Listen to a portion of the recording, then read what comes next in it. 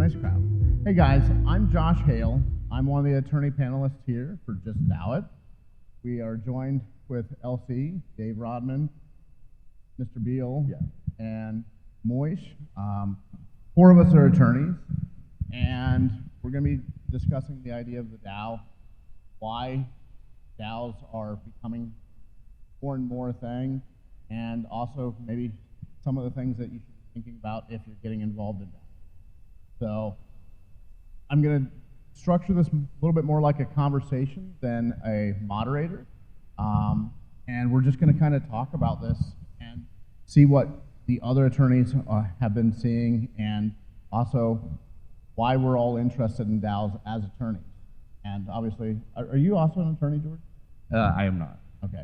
So, George, regardless, none of this is legal advice. Obviously, consult your own attorneys, and make sure you pay them lots and lots of money, especially if they're us. So, why DAOs, guys?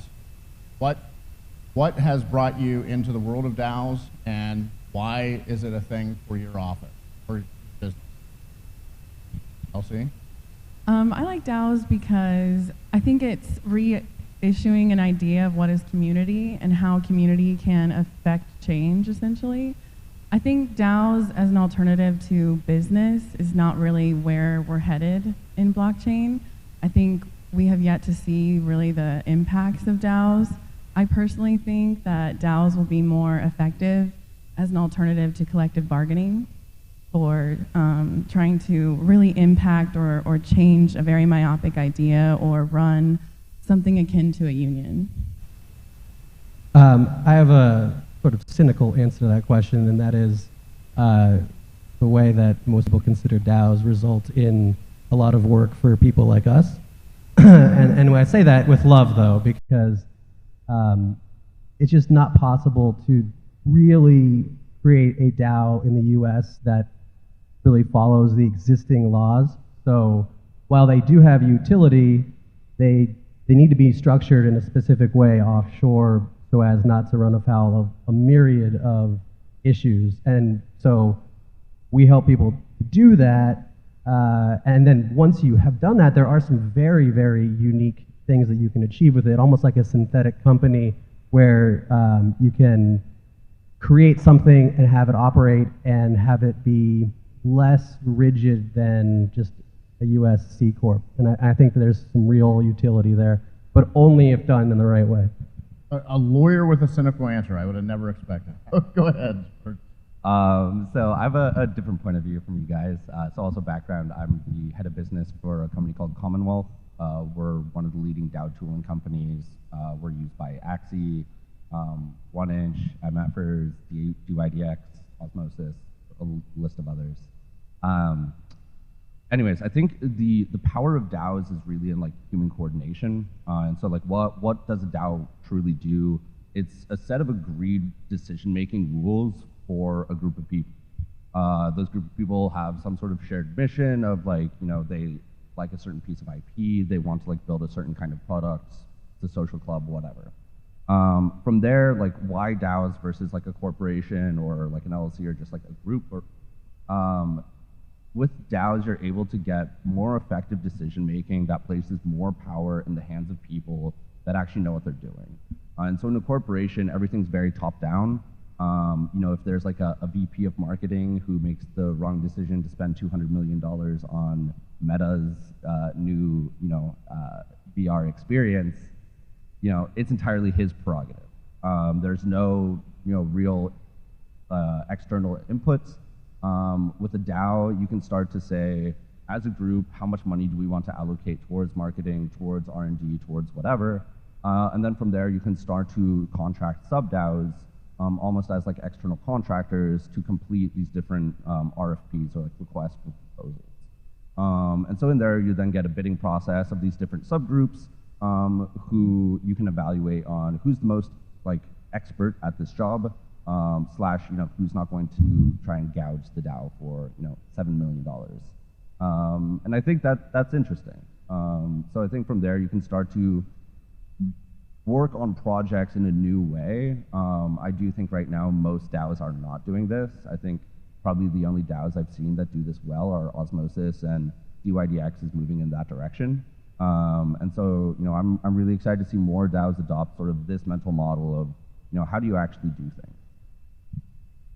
Yeah, I share a lot of the similar thoughts among everyone here that DAOs are really interesting, especially as George is saying, optimistically what they can do, what some DAOs are doing, which is definitely not what all DAOs are doing. But if you think about LLCs and corporations and other corporate forms, that there's all these investor rules and minority protections and all these things, and as DAOs, as we currently construct them, kind of wipe that away and say, hey, you get a token, vote it how you see fit, and kind of build up your internal company rubric and framework and structure as you see fit based on a smart contract, right? So definitely allocating human capital in a new way, which can be used for good or evil, and can go awry or have success just as any company can, including centralized ones, as we've seen very recently. Yeah, but I think all of that makes it very exciting, and I also think that there is still a glimmer of possibility for domestic DAOs, but without improved regulatory outlook, it's going to be difficult in the long term. So we'll see. Interestingly, George, what you were talking about is new efficiencies based on DAOs. And I see what you're talking about, but I also see that DAOs lead to new inefficiencies as well. Oh, yeah. You have a decentralized power set of which you can't get anything done without a vote in many instances, if it's like truly a DAO, right? And what that leads to is, particularly the people that are coming to the DAO from the outside, of being unable to transact any business, even if they wanted to transact with the DAO in a manner. So many times when my clients are discussing like the idea of DAOs and should we do a DAO, is this what we should be doing? I generally advise with my clients, say, look, you're going to have new inefficiencies that you're not even like ready to expect. Maybe the way to do this is not do a pure DAO and not do a, the way a C Corp used to work, but maybe have the DAO act as, the so-called board that you would see in like a C, where you have people that are assigned to specific tasks to get rid of the inefficiency, and they can do things up to a certain, dollar amount or, certain power amount, whatever. So it's the idea almost of a centralized, decentralized, autonomous organization, which obviously makes no sense, but it kind of does. So I agree with the sentiment you're going. I think the better mental model in which it doesn't sound bad is, I think there's two sort of ways of thought. So first is Jesse Walden from Variant proposed this idea of progressive decentralization. When someone comes up with the idea for Uniswap, at its initial beginning, it's in one person's head, 100% centralized. He talks to someone, gradually the team grows, they build the product, gradually they get users, gradually governance takes control, et cetera, et cetera. And so, there isn't really a black and white, like you're decentralized or you're not decentralized. There's like a whole spectrum. And then from there, I think it's important to then think about DAO, decentralized autonomous organization. Everyone puts so much emphasis on D and not enough on A. At the end of the day, these organizations do need to get things done. You can't have checks and balances at every single decision point. We don't need to vote on should we pass payroll for every single employee every 2 weeks. And so from there, it's a matter of how do you have a decentralized vote to allocate powers, much like you were saying, and so you can say, okay, we're going to scope out a project, and this is all of the detail of what you can and can't do, how much funding you do and do not get, resources, whatever. These are your expectations, your milestones, et cetera. And then from there, you can have the decentralized vote around that, which sets up all of the parameters to which the centralized contributor is able to work within. And I think that still feels very decentralized to me. Again, the decentralization is much more important at the board level, like you said, versus at the actual operational level, which just let people do their jobs. That's all good and well with theory, but when it comes right down to it, people are creating general partnerships and they do not understand what that means, they are going to get fucked from ultimate liability for all of their personal assets. And then, I mean, given when DAOs took off last year, year and a half ago, I predict within 3 years, we are going to see a massive amount of pain at the IRS level, because how the hell are you possibly filing K-1s correctly when you have DAOs that are cross-border international organizations, much less violating securities laws, being over 500 or 1,000 or 2,000 people, depending on the various criterias? I mean, everything you're saying, sure, you can do that. There is good precedent from like a theory and like a smart contract governance, we are thinking about this the right way manner, but when you get down to the brass tacks of dealing with the IRS and the SEC, which are probably the two most important regulators in this country for this issue, no one is doing this right. No one. So where do you see the IRS issues? Like, is it more at is it the contributor level? Is it the investor level? Yeah, just curious. Well, Yeah, I would, Yes, all of them. I don't know if you can make it, I mean, depending on what you've structured your DAO as, I don't know if you can make a distinction between a contributor and an investor, because if you have, I'm assuming it's token-based, but even if it wasn't, let's just say we're all in a Discord together, you've come together as a group to do a business purpose. You have a general partnership that has partnership interests, whether it's, you know, written as an LLC and membership interest, whether there's nothing written and it's just a group of people, or whether you've got tokens. That means as an American citizen, you've got to file a K-1. Everybody who's a part of that DAO has to file a K-1. But then you get one person in Canada, one person in Mexico. I mean, go to a CPA, go to an international CPA and tell him or her that you want to file taxes on an international general partnership and be laughed out the door on how ridiculously expensive that is. It's just mind-blowing that no one really considers this stuff, which is why what our general strategy here is to sort of take the whole DAO or the client off the board and use a very specialized vehicle in the Caymans to ring fence all of that into a structure that, you know, is an actual person, like for purposes of law, can sue and be sued, is in a tax-free jurisdiction, and then we deal with sort of this synthetic component in returning value to the participants. Gotcha. So if you go offshore, then like the IRS concerns like disappear? Well, they definitely don't disappear. But if you have a corporate form somewhere else, they are more manageable and they are more precise. And we've been dealing with, the law has been dealing with international structures like that for decades. Yeah, yeah. And you know, I'll throw out, like, I honestly don't like the U.S. DAO legal entities. I think they're just kind of for show. Almost all major DAOs are either in like Caymans, Panama, or like Swiss, or like, I guess like you get some in Guernsey and Malta. But yeah, so, you know, all of this, there are definitely a lot of legal complexities. Again, pay your lawyers lots of money. Like, you know, it is just a nature of the game. But, you know, again, I do think there are ways to work around it. You just need to make sure, like, you're asking the right person and not a Discord member.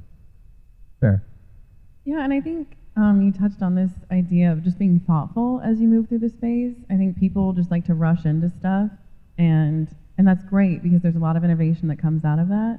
But you also have to really considerably be thoughtful along the way. So if you've got an idea and you just want to go for it, and there's not a lot of, you know, capital or equity in it just yet, maybe you just go for it and see what happens. But every time you start to increase and be successful, you've got to come back, reassess, and then invest in these kinds of protections along the way as you can.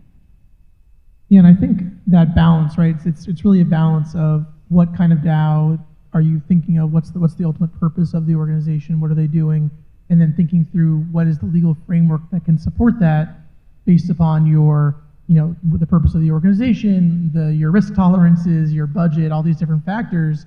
It's a really complicated question and answer, I think. And people say DAO and probably mean 100 different things. But then, you know, some of these Cayman foundations, which we've also worked with, I think end up basically just reinventing like a Delaware C Corp, but offshore, right? And it's the same. You have a board that's very centralized. People are suggesting proposals to the board, but it's ultimately not really decentralized, I think, in the way you've described, at least at optimistic. Well, the thing about the foundation company is that you can actually legally have it governed by the vote of a smart contract. So yes, there has to be at least one human in between the governance and the company, so that if the vote of the governance is, let's move to North Korea, the adult in the room can say, no, we're not doing that, or let's send every member $10,000 without KYC, and no, we're not doing that. But everything else can be absolutely tied to a full decentralized vote by majority of token holders, legally and enforceably. So, I mean, that really does kind of speak to a new paradigm. It's not reinventing the Delaware C Corp. It is creating a governable entity that can be truly democratized.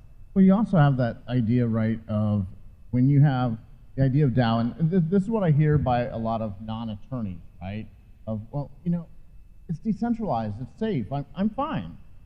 And yeah, right. And, you know, some attorneys have t-shirts. You know, the idea here is that you have people that are not attorneys basically giving each other legal advice, saying, man, it's decentralized, you can't get sued. How are they going to know you? And I always go back to the same framework of what happened in BitTorrent. When BitTorrent was, you know, this huge thing years ago, what did they say? They said, well, man, nobody knows who I am. And the RIAA proved that wrong over and over and over, and they sued a lot of grandmas. And that's what's going to happen in DAOs as well.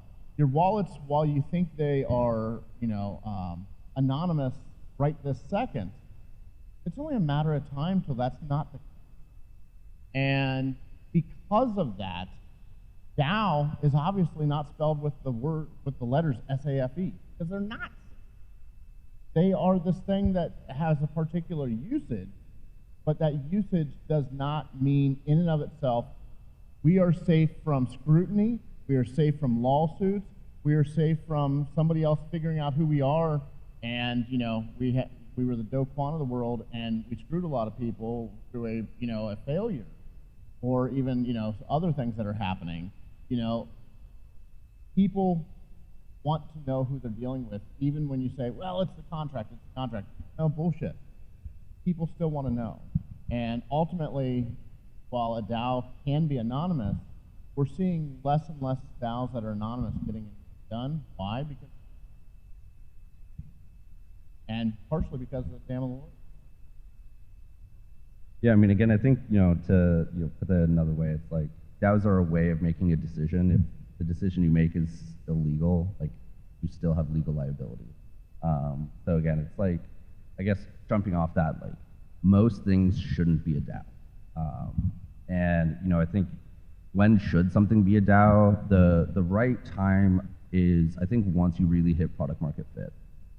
So, you know, Gnosis Safe is probably the one that's the best example here, where, you know, they built a product that was battle tested, used by the industry, secures billions of dollars, and then finally they were like, okay, we're gonna like pass the keys to the kingdom off to the community.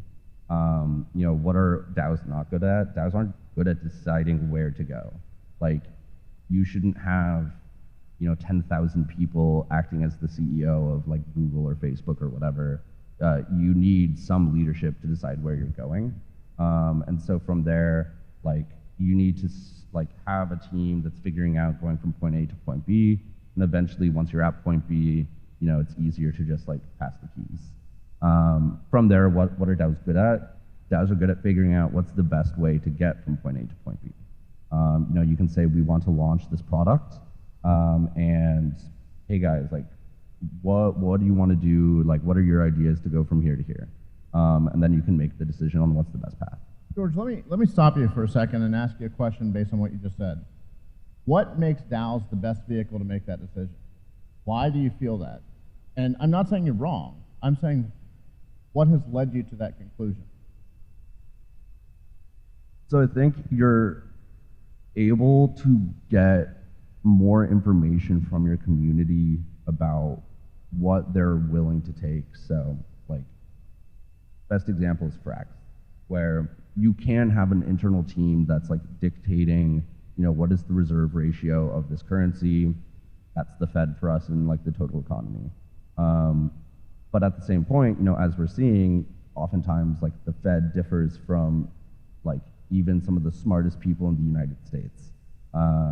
They decide that like this is their mental model and how they want to pursue things, and there's no external insight. It's next to impossible to try and change that.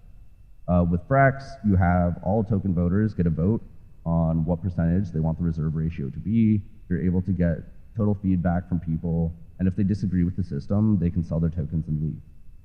And so with that, you are able to get a much better product that fits the total needs of the community, and really get a better insight about what should be happening. So the one problem I have with the better needs for the community idea is, having ran business, having been part of a lot of business for 30 years, their communities are notoriously fickle, and just because they think that there's something that is going to be of benefit to them doesn't actually mean is of benefit. And that doesn't mean that they're always wrong.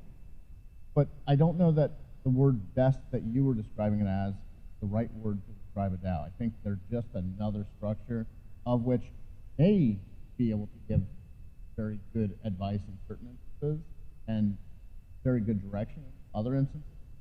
But I don't know that the word best is going to ever be a way that probably an attorney would describe any entity. They would probably use, this might be a good entity in this situation, but maybe not. Fair. And the life is all about trade-offs. There is no perfect solution.